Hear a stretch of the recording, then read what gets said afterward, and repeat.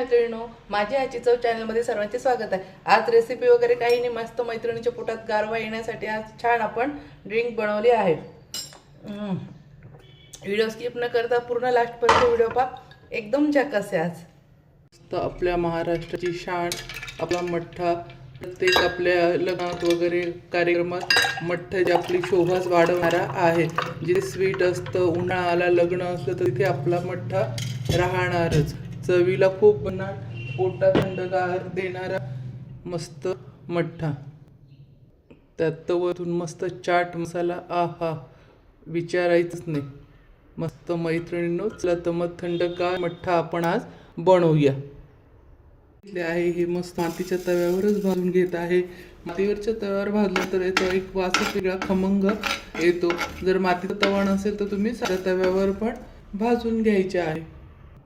इथे मी 2 हिरव्या मिरच्या घेतलेल्या आहे आणि 1 इंचाला पण कमी छोटासा अद्रकचा तुकडा घेतलेला आहे आणि मी इथे काही पुदिन्याची पानं पण घेतलेले आहे, हे पण यात टाकून घ्यायचे आहे।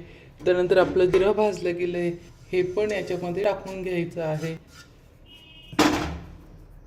चला तर आपण आता हे कुटून घेऊया।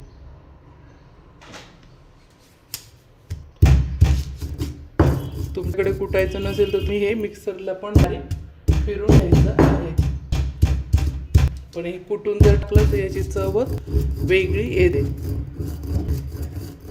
जिरे जेव्हा आपण असं रगडून करतो तर असं रगडल्याने जिऱ्याचा वास खूप छान वेगळाच फ्लेवर येतो। मस्त हे बारीक करून घेऊया सर्व।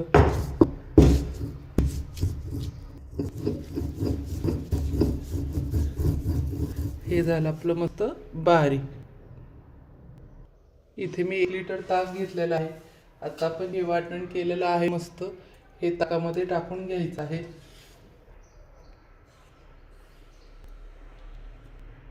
त्यानंतर इथे एकदम बारीक कोथिंबीर चिरून घेतलेली आहे, काड्या घेतलेल्या आणि काड्या दाताखाली येतात।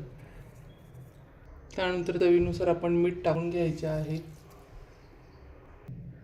चवीनुसार इथे पिठी साखर टाकून घेत आहे। पिठी साखर ही लवकर मुरते आणि छान बर्फ टाकून घेत आहे।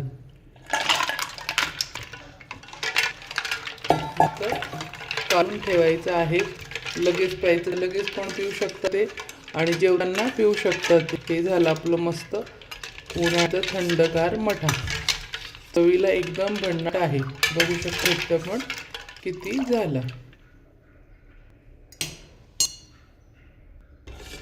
मस्त झालं छान। मैत्रिणींनो, माझी रेसिपी आवडली असेल शेअर करा, लाईक करा, सबस्क्राईब करा आणि मस्त मस्त उन्हाळ्यात आता थंडगार मठ्ठा फ्रीजमध्ये करून ठेवा। कुणी पाहुणे आलं किंवा आपण उन्हातून आलो, उन्हात जाण्याच्या अगोदर, गावात कुठे पण मार्केटला जाण्याच्या अगोदर मस्त फ्रीजमध्ये मठ्ठा बनवून ठेवायचा आहे। गावातून आल्यानंतर थंडगार मठ्ठा मस्त प्यायचा आहे। हा चवीला खूपच छान झालेला आहे। तुम्ही पण एकदा नक्की माझ्या पद्धतीने ट्राय करा। बाय मैत्रिणींनो, भेटूया आपण नेक्स्ट रेसिपीमध्ये।